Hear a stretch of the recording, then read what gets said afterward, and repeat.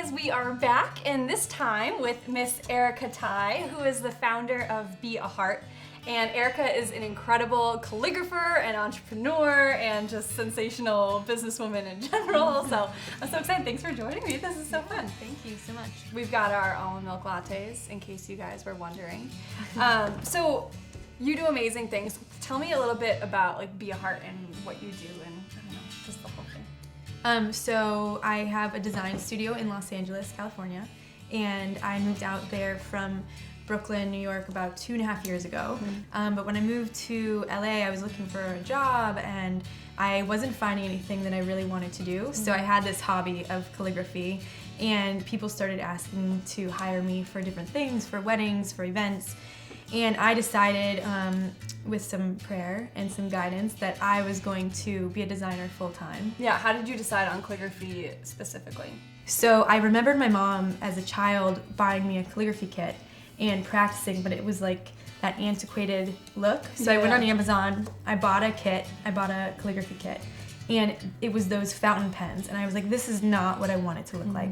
I mean, I bought all the supplies it told me to, and I just kept trying and found out about 4 months and I was using the wrong side of the nib. Oh. Which is good. So none of my calligraphy was really looking like I wanted it to, but in all humility was giving out presents at Christmas with that calligraphy. with the upside down. Yeah, so it wasn't the greatest. It's really funny to look back on and compare. And I remember my loving aunt, she didn't want the calligraphy piece I had given to the Secret Santa, but my other uncle was like, I'll take that. So he has the very first piece ever. Oh, that's cool. And he knew what was gonna happen.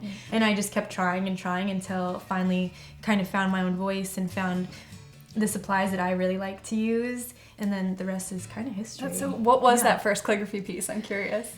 You know, do you remember? No, I can't remember what I wrote, but it was probably some quote that I thought was important for everyone to know, or something like that. So I want to know, how long were you bad at calligraphy? Because I try to do watercolors and I'm like terrible, and I want to know like how long am I going to be terrible? And then also, so I mean like now you're teaching calligraphy. So what has that whole process been? So I was really, really bad, probably for like 4 months. I still look back. That's not very long. Well, that was like the really bad part. Okay. And then I just progressively got better because I was doing it more often. And my style now is very different than what I was doing in the beginning, and it's kind of become my own.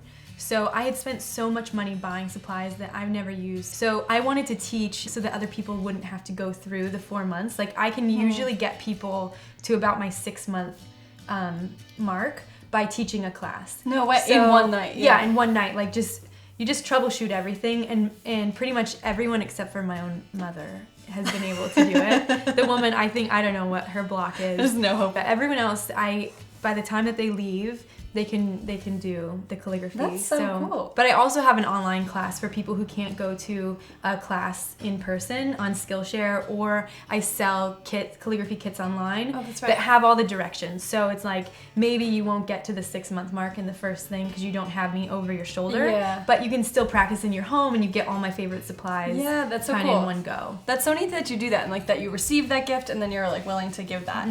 And then so you have a lot of different clients. One who, like most of our subscribers will probably know, is Blessed Is She. Yeah. So how did that all start, and like what is your like passion in that? Yeah. So I love the story of how Jenna Gizar is the founder of Blessed Is She, and she found me on Instagram through someone else. And then I thought, oh, this was like literally the first month that I decided I'm gonna do this full time. And I thought I would do one Instagram post, like, oh, I can let her something, and then maybe I'll get 10 followers from it. And it turned into us working now. It's been a couple of years. That's wild. And in a lot of, Jenna and I really collaborate. She has got amazing ideas, and we feed off of each other really well. And the funniest thing about it is that we grew up in the same area in Phoenix, and we went to the same praise and worship every single Tuesday of our high school. But you never knew each other? And I would sit in the front right, and she would sit in the front left, and we never met. That's and not for years and years. I went away for college, and circling back, and so you see the way that God has really been working in that. Yeah. And that's where I feel really called to the work, and to see the way that it has grown and that the need is there. And so if I can use my gifts to present. I mean, a lot of like our Lenten book was by Elizabeth Foss, and she's an amazing writer. It's so great. I had mine and I loved it. It was Right? and I think like the beauty that was in that was really like one of the attractive things to like keep coming back to it. Right, to keep coming back. You want to see what's on the next page.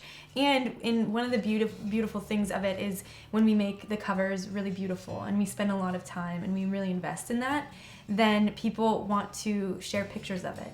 And when they share a picture of it, then another woman finds out about it.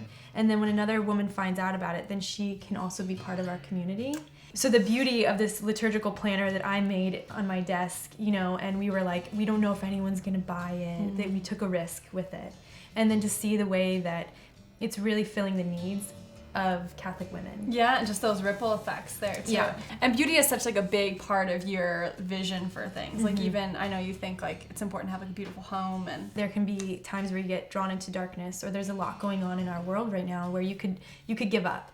And a way that we can bring hope to people's lives is by bringing them beauty, and beauty brings us to God. And so there's so much good that can come from a simple way that you write something. And I have a book coming out this summer, and the publisher pitched me the idea of how can we write a book to improve your handwriting, to make your everyday more beautiful.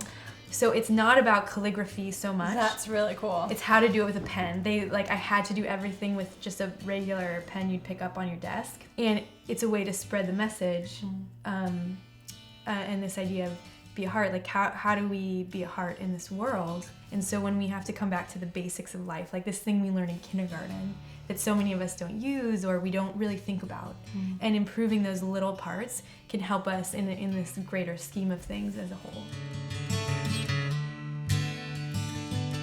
This was so much fun. Thank you so much for sitting down in this cute little Brooklyn apartment. So if you guys want to know more about Erica or buy any of her calligraphy books or her upcoming book written by hand, it's beaheart.com, and your Instagram handles are? Yeah, you can follow me at Be a Heart Design, or if you want to follow personally at Erica Tighe as well. So good. And a shout out too to our Blessed Is She sisterhood.